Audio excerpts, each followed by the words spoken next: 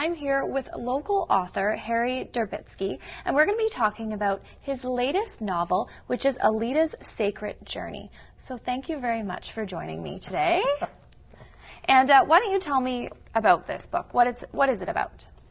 Well, I'll tell you a little bit about what readers have told me about the book.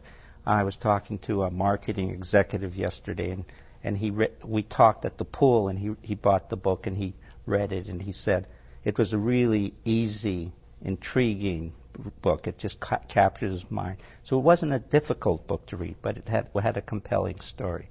And that was the first thing I was trying to achieve with this book, was to have the story stand on its own. And then he said it reminded him of Haiti and what was happening there, and the people and the connection to the land.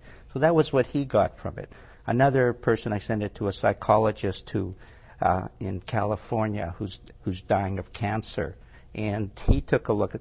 He didn't read the book, but his wife read the book, and she said, "It's interesting. He doesn't read, but I read it, and I'm part Cherokee. I had no idea she was."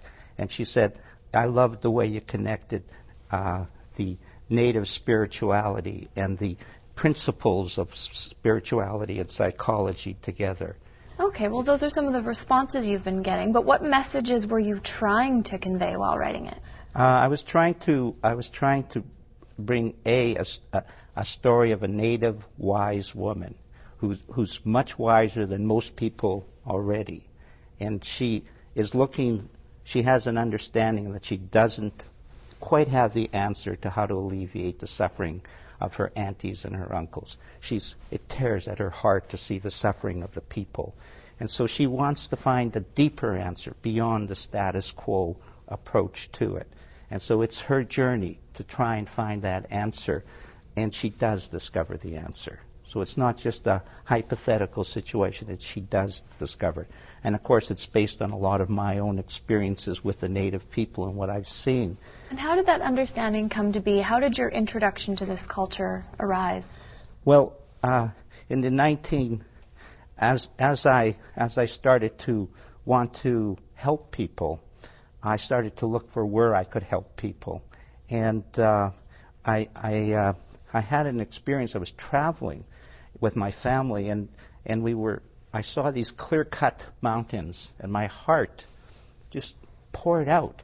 And at that moment, a native woman walked up to me, and we shared this feeling of compassion for that moment. And all of a sudden, I realized I wanted to work with native people. And before long, I had a contract to work with the Stalo people in where the St. Mary's Residential School was, and I started to teach them there. And then I worked with Tsawwassen First Nations, and then I worked up with the Statlian people, which is the Lillooet people. Through the book, you're kind of hoping to take that message of, if people read it, maybe they'll have some insight in how to heal themselves and how to get to that place of peace? That's right. That's absolutely correct. Well, you have some other items that you've brought in. Any in particular you would like to tell us about and their significance? Everything in the native world has a story behind it. And if the story brings your attachment to it, makes it real. So a lady gave me this not too long ago, and it's a turkey feather which you use with the smudging. And she said she gave it to me because I'm such a turkey. So just so I kind of fond of that story type of thing. This comes from a lady from California. She made this for me, and she put special Sundance medicine inside of it, and she works with the native prisoners up in California. So I was touched by that. This is beautiful deer antler that was made by an Indian doctor. He has very powerful healing powers, and so he gave me that. So it has a symbol. This is really special to me because in the sweat lodge there was a lady dying of cancer, and then she gave special gifts to people that she was close to, and so she gave me this very interesting rattle. So I've had a really nice connection to it.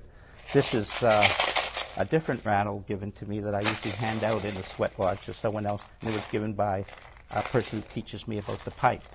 And here I have a pipe that's not opened, and so on. And that came from a prisoner in Nevada prisons, a Lakota. and it's a tonka or a buffalo, so it's very unusual for here. And he sent that to me because it was when you share something, we shared through our letters together. He said what I shared with him helped him so much, so he sent me his pipe as a tribute to it, and so it has a special pipe. And when he did it, he says, a pipe opens you up to the suffering of other people to help them. And he mentioned, he says, of course, in prison there's just tons and tons of that. And he said, I imagine there must be outside of prison as well. Mm-hmm. And so that is, so those are some of the little stories that come from these things. And definitely your knowledge of the culture is throughout this book, as well as you mentioned, giving people some insight on how to bring peace into their lives. So if people are interested in picking up your book, where can they get it? They can get it at Albany Books or Wellspring Health in Ladner and Twassen. They can get it at Whitby's in White Rock. And they also, if they don't want to buy the book, they can get it at the library. There's 5 copies that were donated by a business to the library in North Delta, Twassen, anywhere in the Delta system. Great. Well, thank you very much for coming in today. Greatly appreciate it.